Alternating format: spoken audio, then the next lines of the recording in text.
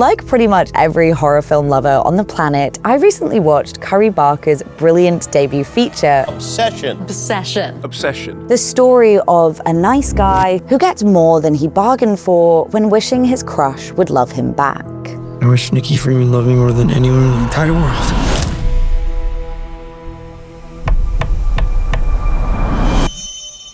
But when watching Obsession, there was another film I couldn't stop thinking about that tackles similar ideas in the context of late 90s Japan.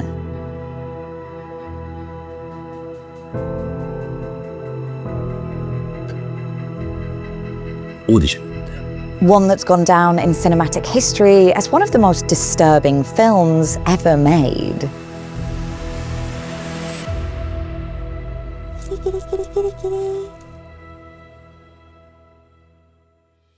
Takashi Miike is a legendary Japanese director, having made over 100 films. These range widely from action flicks to contemporary fantasies, romantic dramas to splatter-happy horror. Try Happiness of the Katakuris, a Sound of Music-inspired horror musical for a taste of Miike at his most bizarre. Sometimes referred to as Japan's Tarantino, the American director has frequently hailed him as an inspiration. Tarantino even had a cameo in sukiyaki western Django before making his own Django adaptation in 2012. What can I say? At the end, I am an anime otaku at heart. What?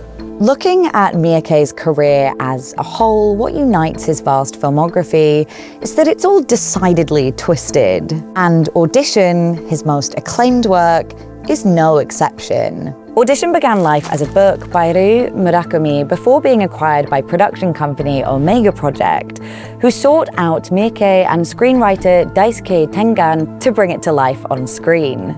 More like bring it to death. It follows Shigeharu, a lonely widow and single father, who hatches a plan with his producer co-worker to hold a fake audition so he can meet a new wife. His intentions are good, encouraged by his son to get back out there. But his methods, we'll discuss those in a moment. Needless to say, things don't go too well for Shigeharu, who is enamored by the waifish, almost childlike Asami Yamazaki. He asks her out, they go for a sexy weekend away. He says he loves her more than anything in the world. But then she stops answering his calls. Next thing you know, he's paralyzed on the floor of his own home, having hallucinations about Asami's violent past. And having rubbed her the wrong way for still loving his son and dead wife, Shigeharu becomes the victim in one of cinema's most iconic torture scenes to this day. Believe it or not, this film is funny. The first two-thirds feel more like a romantic comedy or light-hearted domestic drama than anything else, making the drastic tone shift in the final act even more gut-churning. But the torture itself is not what makes Audition so interesting nor frightening. For my money, it's about how this lengthy setup puts a peppy spin on Shigeharu's insidious actions. Shigeharu is such an interesting character. At first, we see him through rose-colored glasses, easily sympathized or even empathized with. He lost his loving wife to illness. He's a steadfast parent to his son. His own joy is not his priority. He is an ideal, devoted martyr to the supposed loneliness epidemic of Japan. And this cultural context is so important to understanding the film, which states itself, everybody in Japan is lonely. Loneliness is difficult to quantify, but there are indicators that legitimize this idea. In 2021, the government appointed a Minister of Loneliness. Work hours are famously long and rigorous in cities like Tokyo and Osaka. Financial disparity has altered family housing structures, as so many people can't afford to uphold 2- or 3-generation homes. In Audition, Shigeharu represents the monotonous loneliness felt by many. But throughout the film, we do get glimpses of a different picture of our leading man. Suggestions he neglects relationships that aren't romantic, like his friendly cleaner. His best friend is sleazy, at best. He suggests to his son he should treat finding a partner like catching a fish.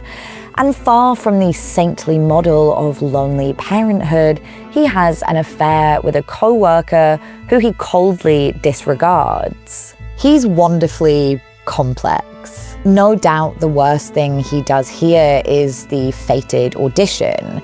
But what's truly revealing is that he doesn't even question it.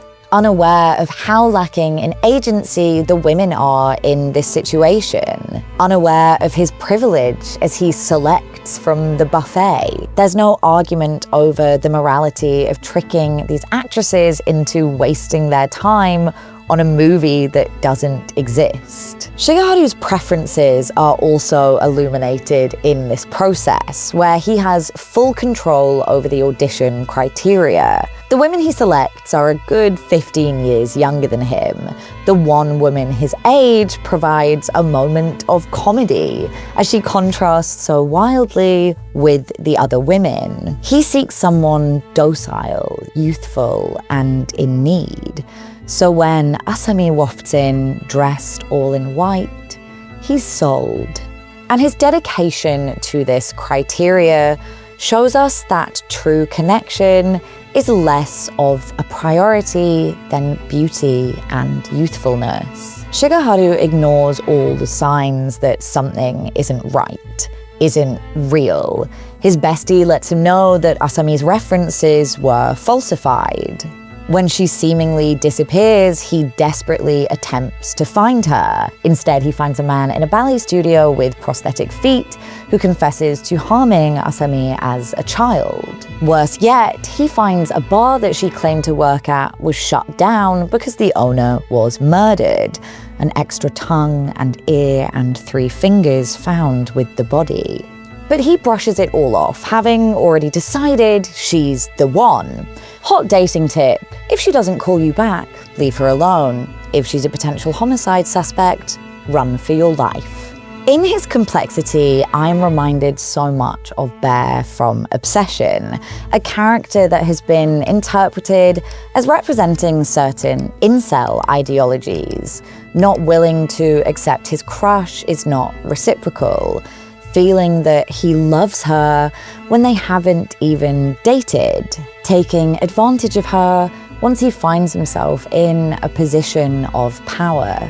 But when Bear made his wish that Nikki would love him, he didn't know it would come true. It was a desperate and initially innocent act.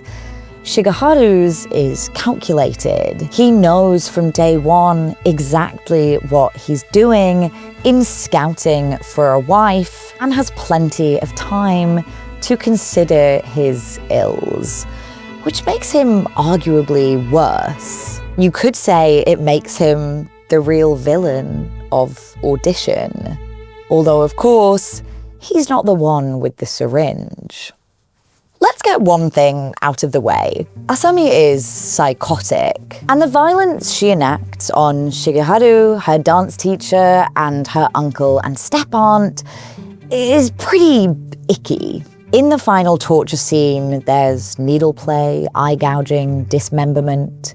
Asami tosses his foot aside like an old Barbie she doesn't want to play with anymore. And Miike keeps his lens fixed on the action, inducing maximum anguish.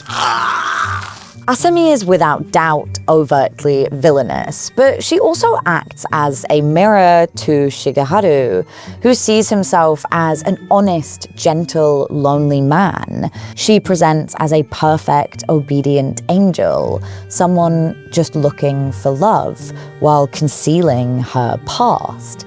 And fair enough, because who's going to swipe left on someone whose bio reads 5', 3 homicides? As actress Ihi Shiina described when speaking to the British Film Institute, Asami is a sad woman hungry for love. not unlike Shigeharu. The difference is that a lifetime of abuse has left her mind addled. Pain was used against her, and she has repurposed it as her own weapon, even when the punishment doesn't fit the crime. It's worth noting that this is a pretty bleak outlook on abuse, and one that appears in a lot of popular pre- and mid-2000s media. The idea that someone with a troubled upbringing is doomed to repeat it, that traumatized people cannot be saved from themselves. This very much isn't the case in real life, but for the sake of the film, Asami is rendered unrepentantly cold and deranged. Which brings us to her other acts of torture. A dizzyingly surreal sequence shows us Asami's backstory, playing out as Shigeharu becomes paralyzed.